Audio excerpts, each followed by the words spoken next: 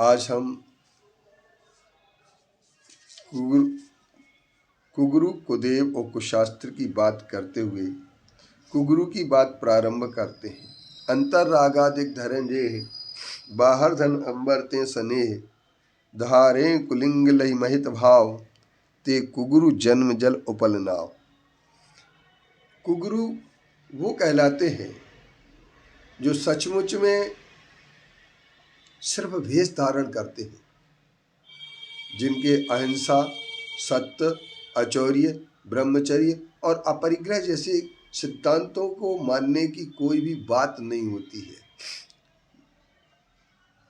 किसी ने कहा था कि मात्र वेश बना लेने से कोई दार्शनिक नहीं बन जाता है। इसी तरीके से अगर कोई मात्र वस्त्र पहन ले या वस्त्र पहन करके वस्त्रों को बदल दे, रंग बदल दे वस्त्रों का, तो वस्त्रों का रंग बदलने से कोई भी महंत या साधु या संत नहीं बन जाता है। गोस्वामी तुलसीदास जी ने एक बात बहुत अच्छी कही, संत हृदय नवनीत समाना।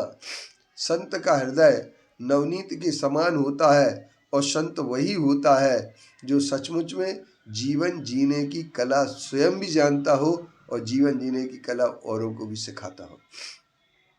अब हमारे सामने सबसे बड़ी बात ये आती है कि संत हृदय नवनीत समाना का अर्थ क्या हो सकता है।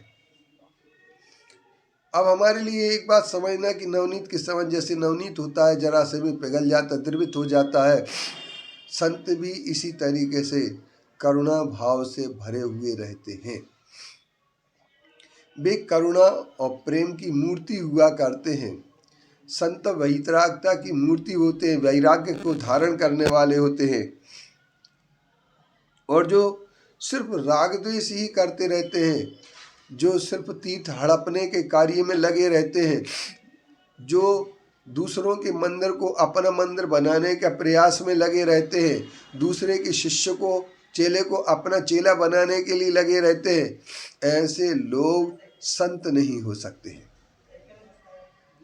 तो संत तो वो होते हैं जो सचमुच में जीवन स्वयं के लिए जीते हैं और स्वयं के लिए ही जीवन जीना उचित समझते हैं। और जो स्वयं के लिए नहीं जीते हैं, सिर्फ औरों के लिए जीते हैं। अर्थात औरों के लिए का मतलब क्या है? जिनके लिए सिर्फ धन, जायदाद, जमीन और मठ और महंतपना ही बहुत अच्छा लगता है, वो संत नहीं हो सकते, क्योंकि उनके अंदर करुणा और प्रेम नहीं होता है। वो दूसरे की जमीन हड़पने के लिए, गरीबों की जमीन को हड़प करके वहां पर मंदिर बनाने का प्रयास जब करते हैं, वो संत नहीं हो सकते। अहिंसा परमो धर्म की धज्जियां उड़ाने वाले संत नहीं हो सकते। अभी हम देखते हैं कई संत सिर्फ पूजन, प्रचार, क्रिया कांड में ही लगे रहते हैं, और जो सिर्फ क्या करते हैं, क्रिया कांड में लग करके अपनी जिंदगी को सिर्फ संप्रदाय और पंथ में ही होम देते हैं।